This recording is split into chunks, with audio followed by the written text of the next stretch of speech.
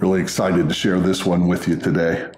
Not only because I think this is great music, and if you're not familiar with it, I'd just love to turn you on to this particular recording, but also this particular pressing. We're going to give it the disc doctor approach, a manual way of cleaning a record that is particularly effective, and I think this one is worth it. But first, let's talk about the record itself. This is Dave Brubeck Quartet in Europe. The number is CL1168. This is a Columbia record from 1958. It was also recorded in 1958 in Copenhagen, I believe, Denmark. This is an interesting album for several reasons. First of all, this is the first time that Eugene Wright, the bassist, appeared with the quartet, along with Paul Desmond on sax and, of course, Dave on the piano, and drawing a blank, Joe Morello, the great Joe Morello on drums. That quartet stayed together for several years, I think until 67 or so. It's also the quartet that recorded the seminal Take 5, but this was quite a few years before they did that. But kind of cool to hear them the first time they're getting together. Also, this particular album contains the tune Tangerine, which is widely considered to be Paul Desmond's finest solo, the saxophonist Paul Desmond. It's amazing. So another reason that you might want to seek this out. But before we look at the record itself, I have to tell you, if you happen to own the stereo recording of this is the mono pressing. If you have the stereo, be it on vinyl, CD, or 8-track tape, I urge you, go to the nearest curb, set it on the curb, and stomp on it as hard as you possibly can. I'll wait. I'm serious. It's that bad.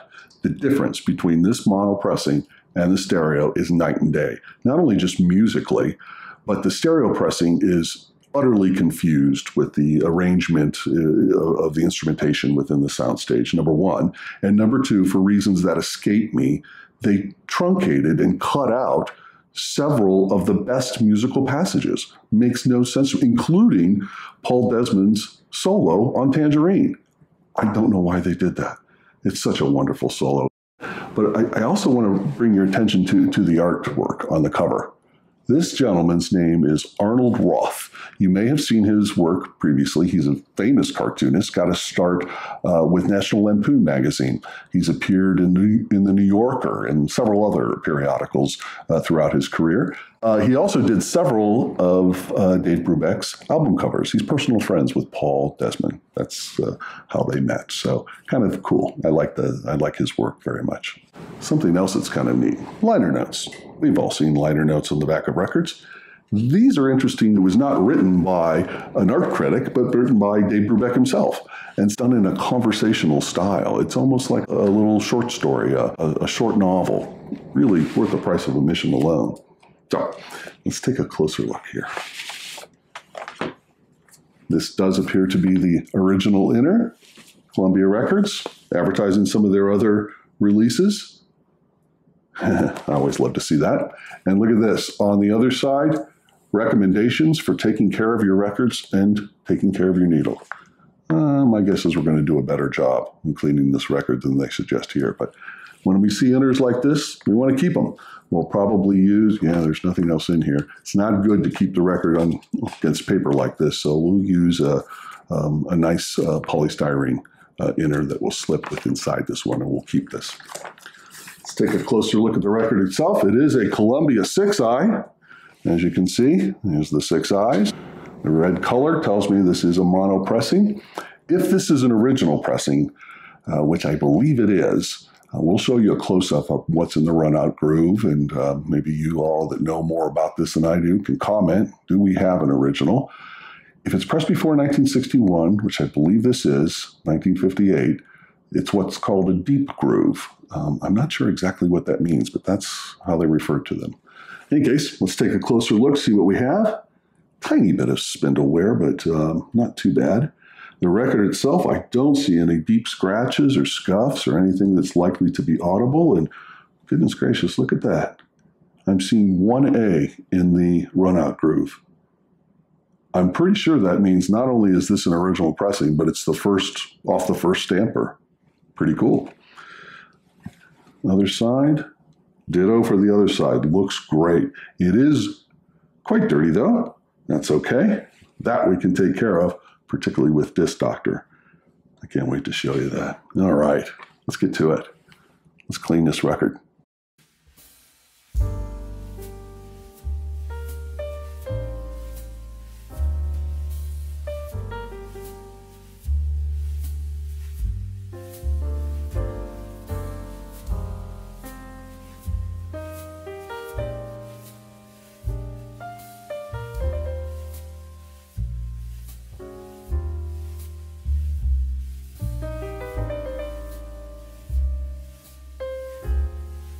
And now that we have these adhered and ready to go, let's talk about the approach we're going to take to cleaning this wonderful record. We're going to stick with Disc Doctor this time, and we're going to try both of their cleaning fluids. One is called Quick Wash Record Cleaner, right there.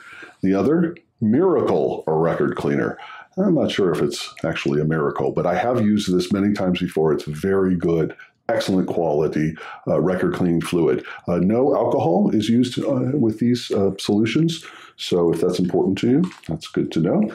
Of course, we will be utilizing the Disc Doctor brushes. These are the miracles. These are wonderful brushes, but it is very important to note that these are not intended to be used whilst the record is on the record cleaning machine. You have to have a nice, hard, flat surface. And that's good, actually. It allows you to get really deep into the groove and clean out any of those little buggers that go down deep. That's what these brushes do. And by the way, the pads, which is really the best part of the brush, are replaceable. So good to know. We will use, obviously, different brushes for both steps. We'll finish it off with a pure water rinse, in this case, one from AIVS, Audio Intelligence. And for that process, we're going to use an Osage brush while it's on the machine. But before we even start on this, we're going to give the record one quick clean with one of our standard go-to record cleaning fluids, AIVS number 15. This is a great quality record cleaning fluid with a enzymatic formula mixed in. So we're going to kind of pre-clean it before we actually set it down and give it a deep clean. Is this a lot of work for one record? You bet it is, but I think this record is worth it. Wonderful music, beautiful silent moments with long sustained notes, just the kind of thing where you really want to take your time and do it right. So I think that's it. Of course, we'll start with a Giotto Blaster. We have our DI and reverse osmosis water here for cleaning off the brushes in between the steps. Nice surface with our microfiber cloth, clean, ready to go. Let's get to it. Let's clean this record.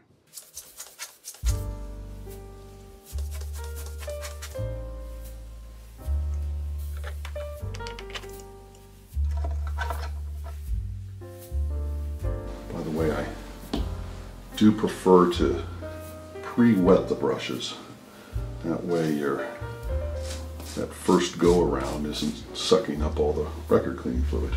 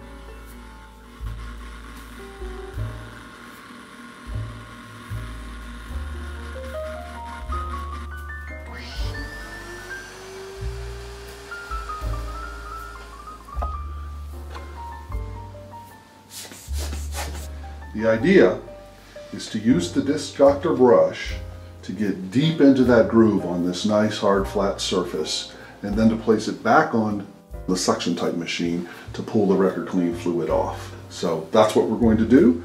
Let's start by first giving our disc doctor brush a little rinse. We'll go ahead and prepare both of them, one for each of the cleaning fluids. The recommended approach here is to apply this directly to the brush. You be liberal with it. It's okay if there's too much, it's just going to spill over onto the microfiber cloth. Important to hold it down in the middle and cover about 1/4 to 1/3 of the record. Moving back and forth.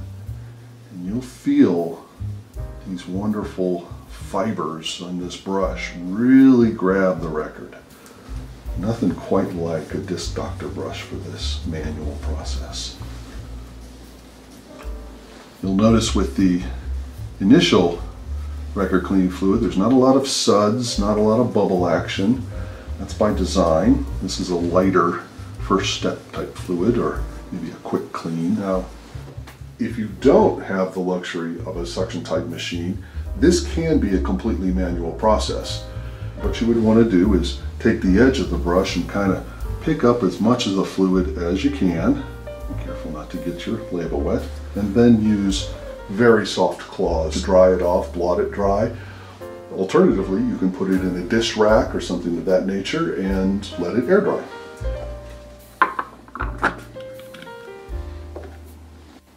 Well, these are brand new. These are the disc doctor replacement strips. First time we're using them. Very exciting.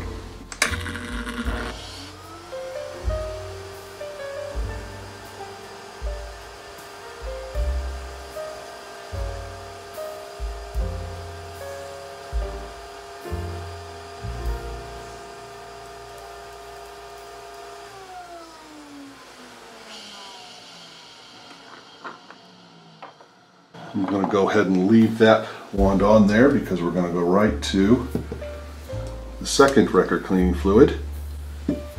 This being the Miracle record cleaning fluid, a more extra strength approach. And we will use a dedicated brush for this.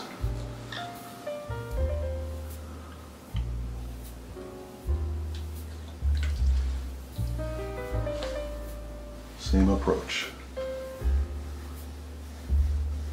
You can see this one tends to produce more bubble action. Very good record cleaning fluid, but you could use whichever you prefer. It's really the brushes that are the standout item from the disc doctor. I had the pleasure of meeting the gentleman himself years ago before he retired. If you're interested in disc doctor record cleaning fluid and brushes, they're available through Chad Kassim's Acoustic Sounds. I was very pleased when he acquired the inventory and I believe the exclusive rights to retail this product. Look at that. Look at that, folks. See that? These brushes grab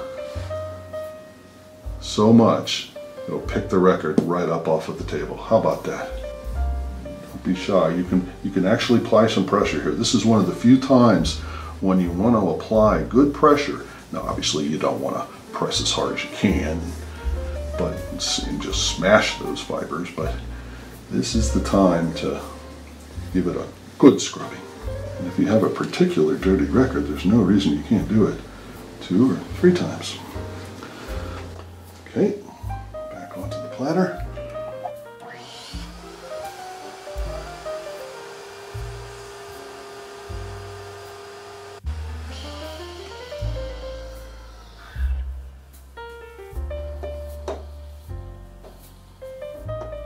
Now there is nothing to say you couldn't use a disc doctor brush to apply the pure water rinse by putting it back down on the table, but for our purposes we're going to use the Osage brushes on the VPI table and apply the pure water in that way.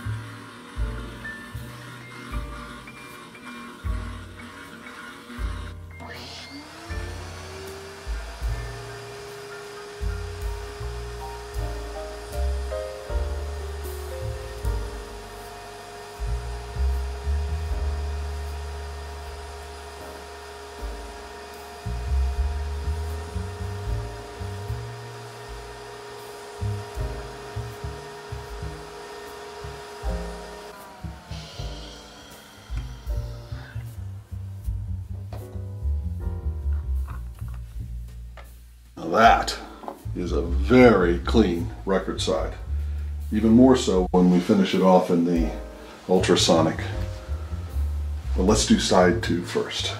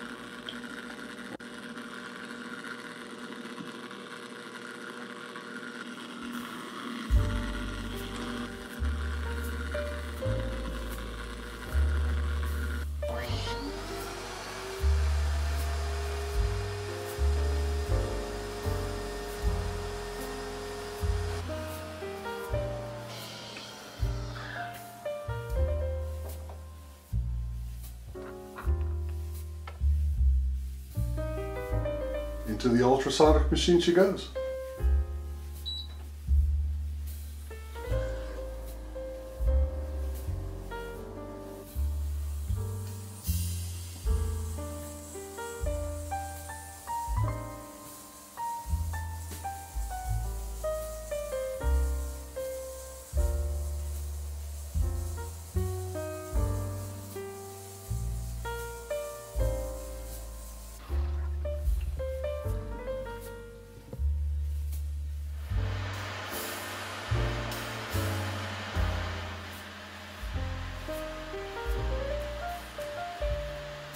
Okay.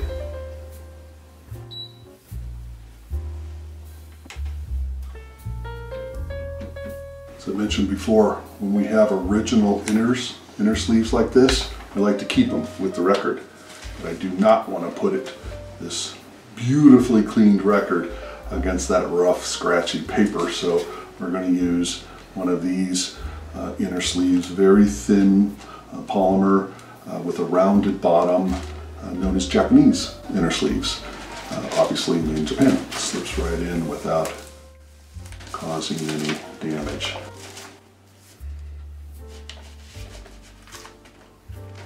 Let's go give this a listen.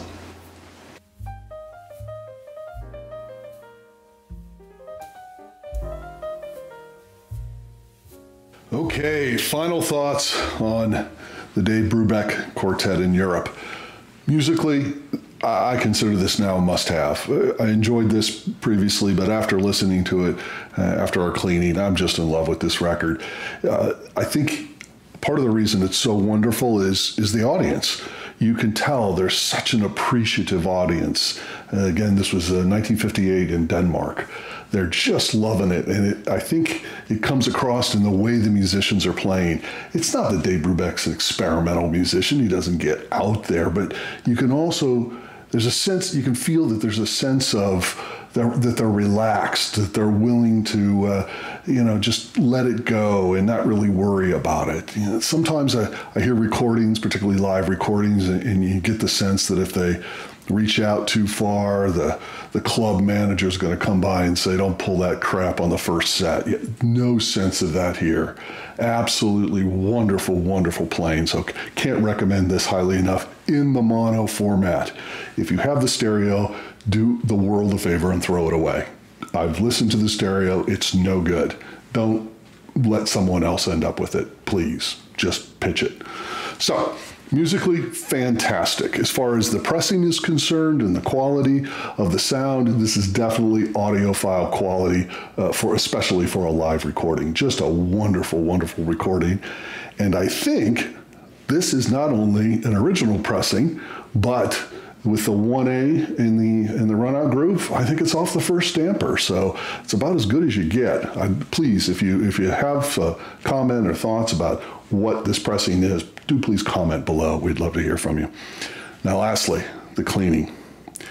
I think the Disc Doctor approach, the manual approach with those brushes in combination with record cleaning machines, is just the ultimate way to do it.